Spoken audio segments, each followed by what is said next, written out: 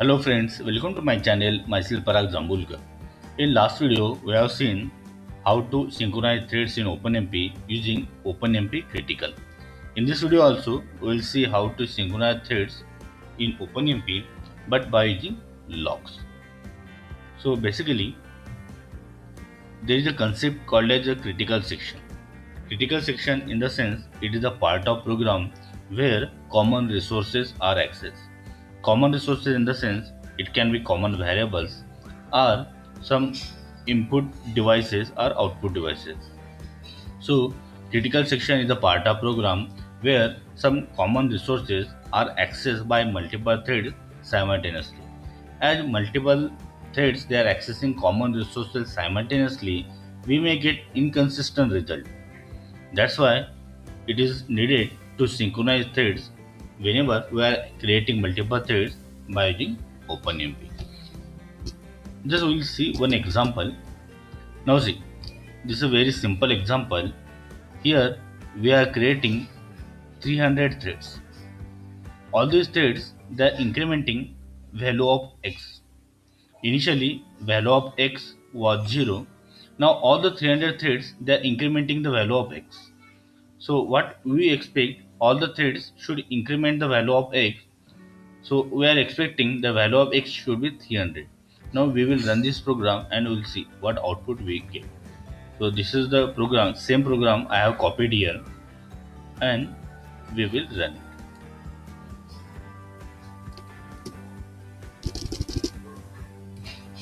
To compile gcc dash f openmp and program name.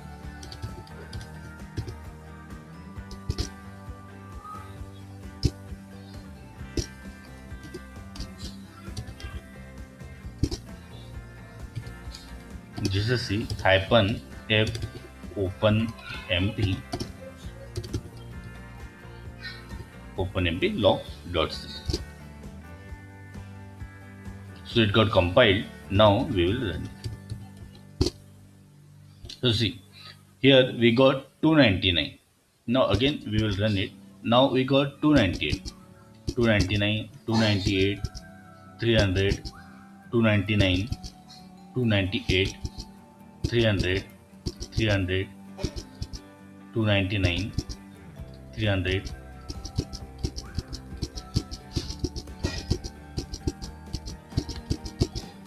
Now 219.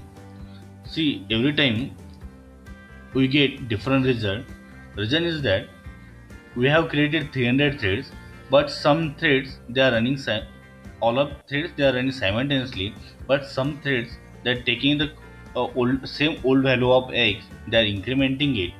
So here when we get 299, that means two threads they have incremented the value of x at the same time. When you get x equal to 298, in the sense three threads they have incremented the value of x at the time. When we are getting again 299 means two threads they are running simultaneously. Here we got 300 in the sense no threads, all the threads they have worked separately. And again 298 means 300, three threads they have incremented the value of x simultaneously. So every time we are getting inconsistent result as all the threads they are running simultaneously. So there may be situation that these threads they are taking the old common value, same common value, they are incrementing it. So that's why we are getting inconsistent result. Now here this is the critical section. Why it is a critical section? Because all these threads they are accessing the common variable x.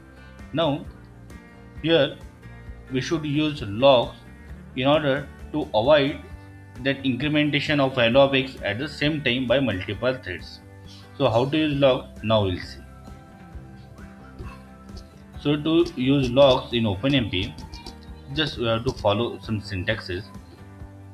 So we use header file omp.h, one thing. Now this is the data type omp underscore log underscore t. omp underscore log underscore t is a data type provided by omp.h. It is used to declare or define variable. So any name you can give. This is just a variable name. So we are defining a log variable.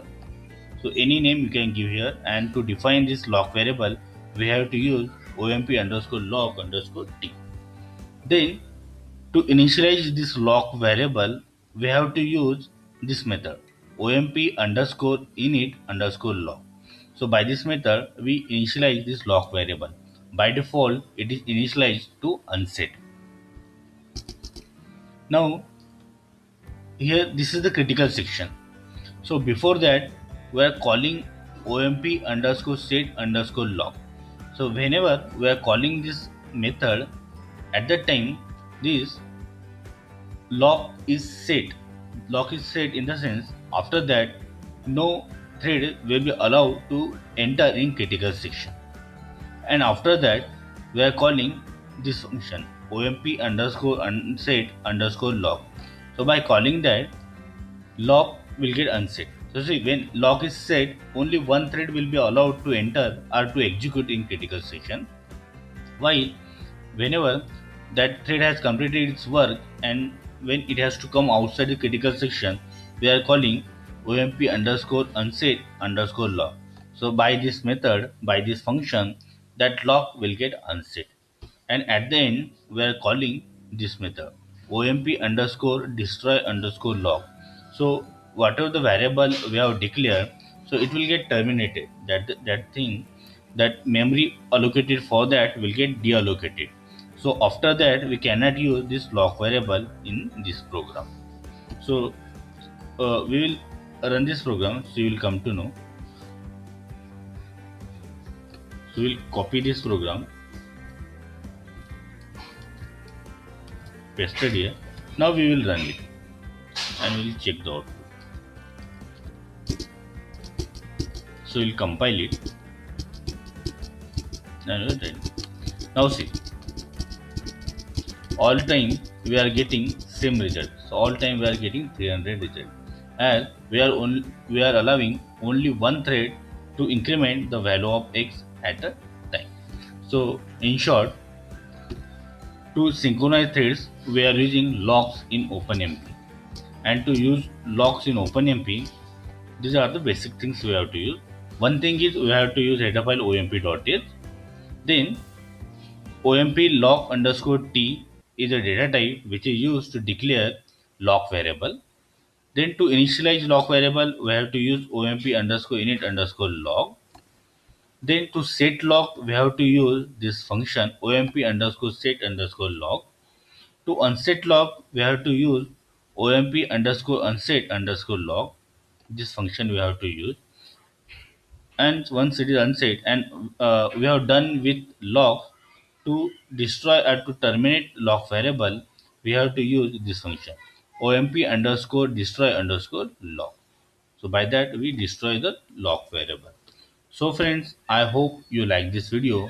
If yes, then click on like, subscribe to the channel and don't forget to press bell icon so that you will get notifications of my next video. So stay connected. Thank you.